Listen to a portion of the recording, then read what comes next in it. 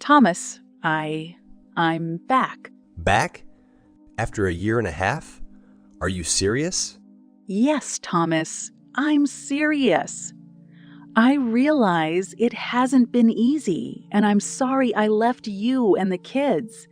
But I've changed, and I want to try to make it right. Changed? You think you can just go back and everything will be the way it was before? Did you ever think about what it was like for us? For me and for the kids? When you just left? I know I hurt, and I'm sorry about that. But I've really changed, Thomas. I realized my mistakes, and I want to be here to help raise our children. I love them. Help raise them? You've already shown how you helped by leaving us alone for so long. How can I believe you won't do the same again? I know I made a huge mistake, and I can't go back in time. But I'm asking you to give me a chance to make it right. I'm willing to do whatever it takes to rebuild trust and be a better mother to our children. You don't understand, Madison. In this time, I've gotten used to life without you. I've learned to handle all the responsibilities on my own. And we've even started to get our lives together. Now you're asking me to let you back in like nothing happened? I realize it won't be easy, and I don't expect things to go back to the way they were instantly. But children need both parents, Thomas. We can try again. We can rebuild our family. Restore the family? You think it's that easy? You just come in and expect everything to go back to normal. I don't have room for you in this family anymore. I don't know what else to say. I want to be here and support you and help raise your children. To me, you stopped being family when you decided to leave. Now you must understand that I'm not ready to forgive and forget. Get out of here. As I gathered the children together in the living room, my heart was pounding harder than usual. Emma and Ben looked at me expectantly, unaware of the difficulty behind my silence. I tried to find words to explain to them why their mother was gone. Kids, I have some news about Mom. Mom decided to leave us. She found another man and decided to start a new life with him. The children's eyes filled with bewilderment and sadness. Emma squeezed Ben's hand, and I could see how they supported each other in this difficult moment. I understood that they had to go through this pain and realized that their mom would no longer be a part of our family. Raising children on my own proved to be one of the hardest, but also the most meaningful challenges of my life. I felt both scared and strong at the same time because all the responsibility rested on my shoulders. Being their father and mother at the same time required a tremendous amount of patience, organization, and love from me. In the beginning, it was difficult to establish a routine and maintain a balance between work, childcare, and daily chores. But gradually, I learned to plan my time so that I could give each child individual attention. We created a schedule with activities, playtime, homework, and family moments. This helped us feel stable and in order in our new life. The hardest part, however, was explaining to the children why their mom left. I tried to approach the topic with understanding and tenderness, listening carefully to their questions and fears. Often, we had conversations in which I explained to them that parents can make mistakes. But that doesn't mean they don't love their children. I assured them that they would always be loved and taken care of for all our needs. In addition to the emotional support, I had to learn practical skills that I had no experience with before. I learned how to cook meals, do laundry, clean, and help the children with their lessons and school projects. Often, I took on the role of their teacher and mentor, helping them develop and find their place in the world. There were times when I felt tired and doubtful, but every time I saw them grow and thrive and laugh and love me, all my doubts disappeared. I realized that I had the inner strength and resources to be a better father to them. When my wife returned, I felt a mixture of different emotions that were hard to describe in words. On the surface, I was happy to see her again. But deep inside, I was still hurt and resentful that she had left us. I had gotten used to living without her, had adjusted my routine, and we, the children and I, had found our happiness and stability. The return of my wife created excitement and fear that things might change, that our peace of mind would be broken.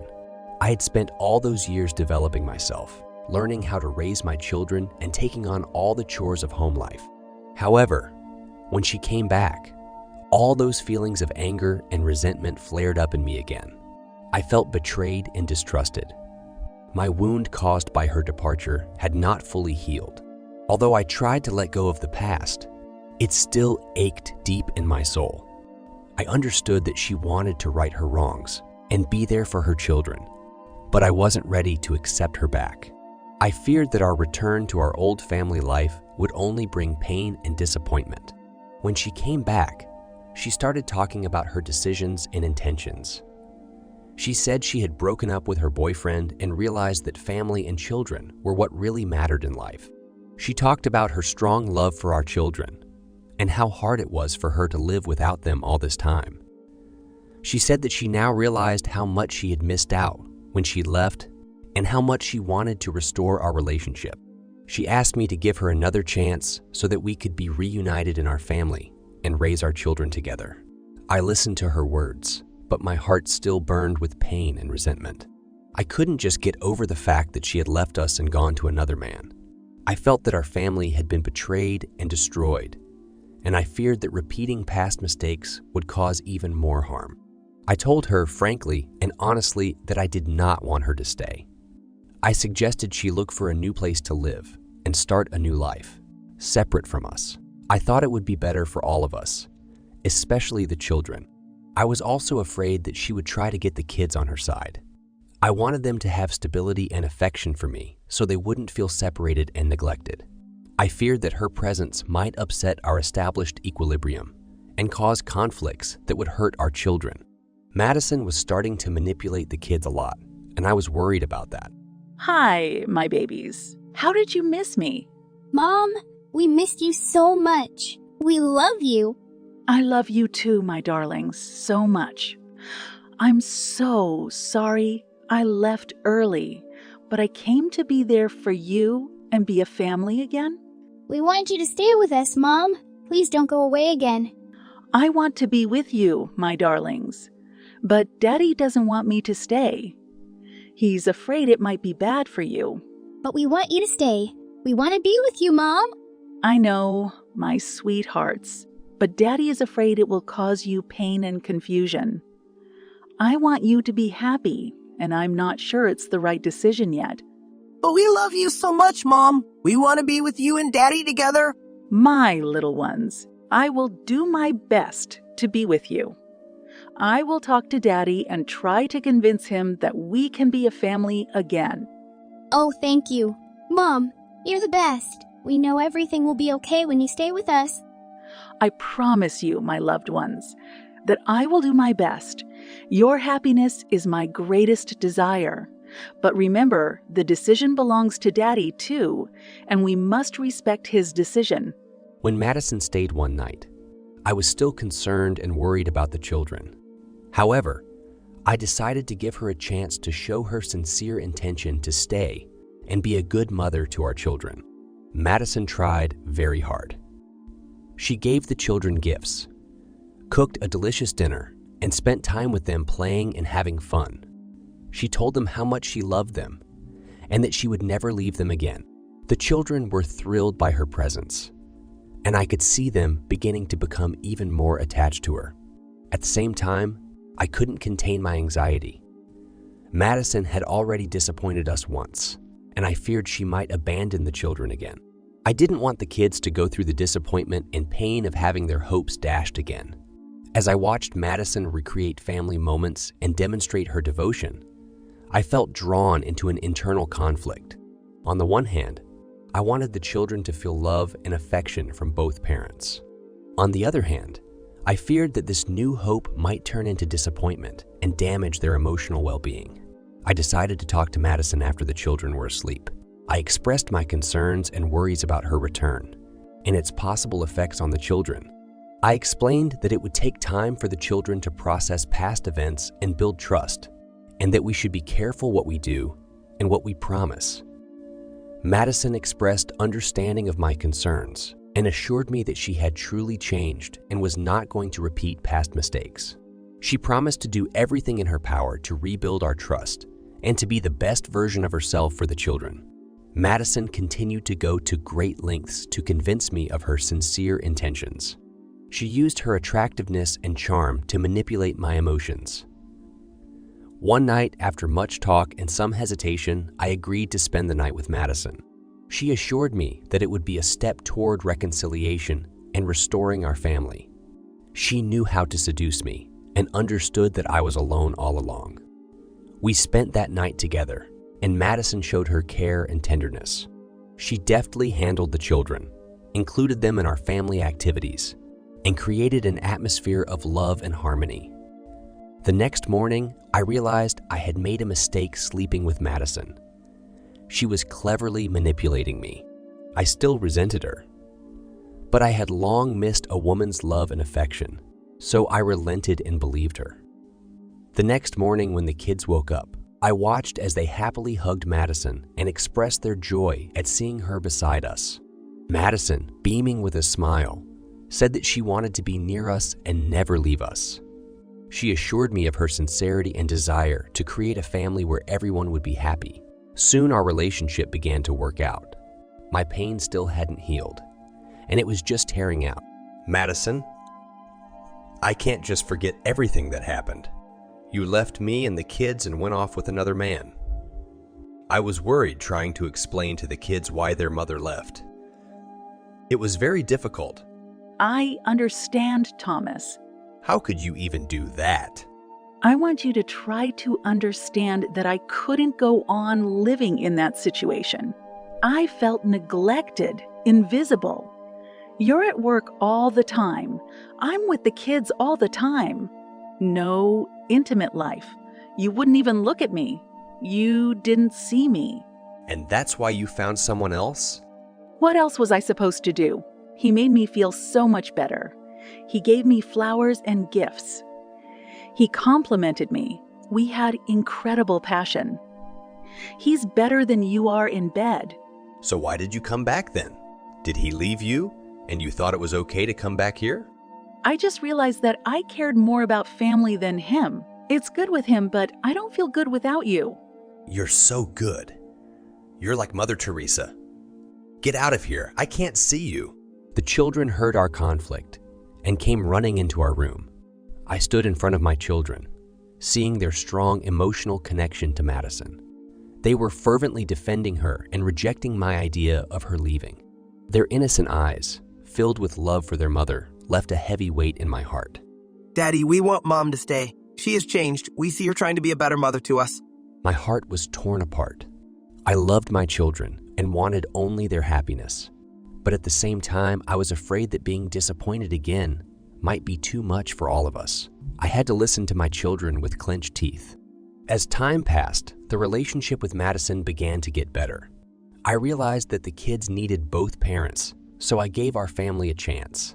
Madison tried to be proactive and caring, too, to rebuild trust between us. But despite our best efforts, sometimes I was still overcome with anxiety. I was afraid that history would repeat itself and our children would be hurt and disappointed again. But I tried to think positively and not let those thoughts overwhelm me.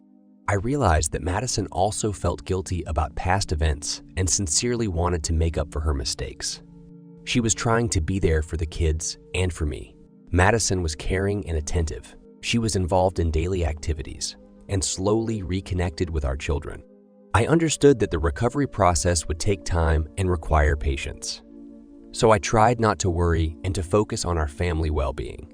I decided to give Madison the opportunity to show her loyalty and earn my trust. Madison did her best to be a part of our family again. She participated in routine chores, helped the children with their lessons, and spent time with them. Slowly, I noticed positive changes in her attitude toward the children and me as well. I noticed that Madison often had messages coming in, and she reacted strangely to them. Every time she has a phone call or a text message comes in, she gets nervous and hides to read or respond to it alone. This made me somewhat anxious and suspicious. One day, I decided to follow her to see what was really going on. In the evening, when she got the message again, I quietly walked up to her and saw her hastily hide the phone and go into another room. This had happened repeatedly before, and I could no longer ignore these strange behavioral patterns. I decided to talk openly with Madison and express my concerns. We sat down together, and I asked her about why she often hides when she gets messages. Madison, I think we need to talk about what's going on with you. I've noticed that you often hide when you get calls or messages. That makes me anxious, and I'd like to know what's going on. Thomas, I'm just trying to process my personal stuff. It has nothing to do with our relationship or our family. I've noticed that you often go off and hide when you get messages. It makes me nervous and raises questions.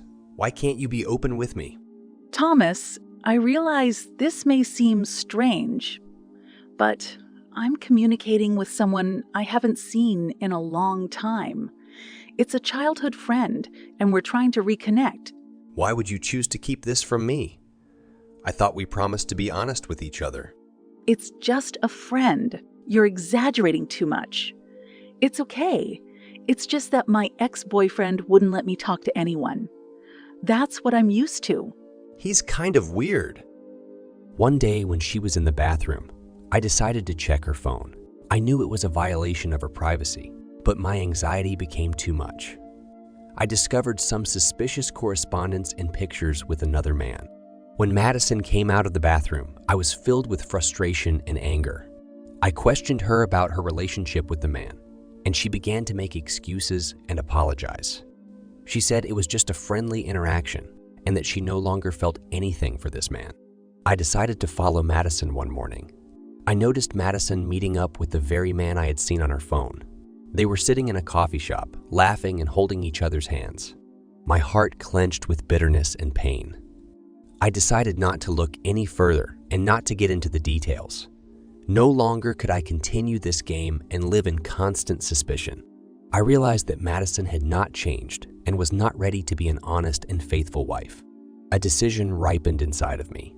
I could no longer live in a situation where trust was broken and our marital happiness was in jeopardy. While Madison wasn't home, I began packing up her things. When she came back and saw me putting her things in her suitcase, she was shocked and stopped me. She started begging and asking for forgiveness, promising that it could all be fixed. But I had already made up my mind. I told her that I could no longer continue such a false life, where trust and loyalty had been undermined. I explained to her that I deserved better and that I was not ready to forgive her deception. Madison tried to beg and convince me to stay, but I was determined. I told her that our family journey had come to an end and that we both deserved a real happy life, which we could not provide for each other. Madison went on to say that she would do everything in her power to make me regret my decision and for not believing her. She spoke these words with such determination and confidence that I couldn't help but notice that she was hiding something important. I asked her what she was talking about and what she meant. Madison refused to reveal her intentions and said that time would tell. But I couldn't trust those words, especially after all the previous deceptions. I was cautious and didn't give it much thought. It was clear that a chasm of trust had formed between us, and I couldn't just believe her words without having good reason to do so. When I got home and found the kids were gone, panicked, I immediately called the school to see if they had been picked up, and I was told that Madison had picked them up this morning. My heart hammered harder, and I felt excitement and fear engulf me. I immediately tried to call Madison, but she didn't answer. This only increased my fears. I knew I couldn't stand idly by in this situation, so I decided to call the police. I told them the kids were missing and described everything I knew. The time seemed endless as I waited for news. My heart was pounding in my chest, and the thought of what could have happened to my children made me shake with fear. I hoped and prayed that they were safe. Finally, the phone rang. It was a call from the police. They reported that they had found Madison and the children safe. As I learned that the children and Madison had been found at the airport, relief, anger, and a deep sense of betrayal mingled inside me. I couldn't believe that she had returned with such intentions.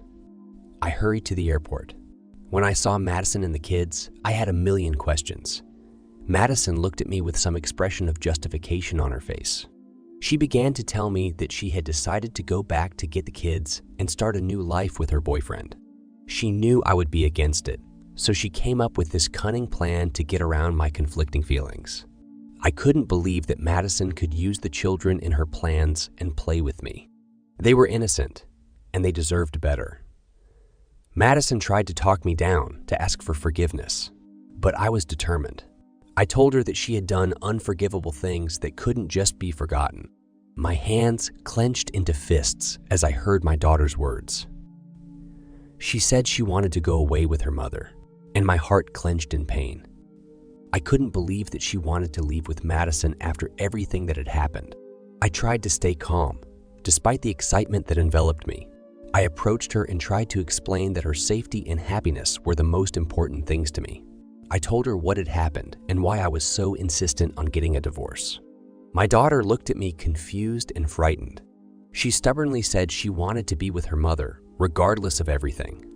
She remained insistent in her desire to be with her mother, and it was tearing me up inside. I knew I couldn't cut off the connection between them completely, but at the same time, I wanted to provide my daughter with stability and protection. After some thought, I came to a decision that I thought would be the best compromise. I approached my daughter and told her my idea. I suggested that she could spend the vacations with her mother and brother to keep in touch and maintain family ties. However, I suggested that after she reached the age of 15, she could make the final decision about her place of residence. Finally, my daughter agreed to this plan. I saw confusion and some hope in her eyes. We hugged, and I told her that no matter what her decisions were, I would always love and support her. I promised that she would always have a home with me, where she was welcome and loved. Emma never moved in with her mother. She couldn't find common ground with her suitor. Madison was not on the children's side in conflicts with her boyfriend. So we live with the children in threes. Years later, Madison has never once called or contacted us. I guess her boyfriend decided she didn't need it.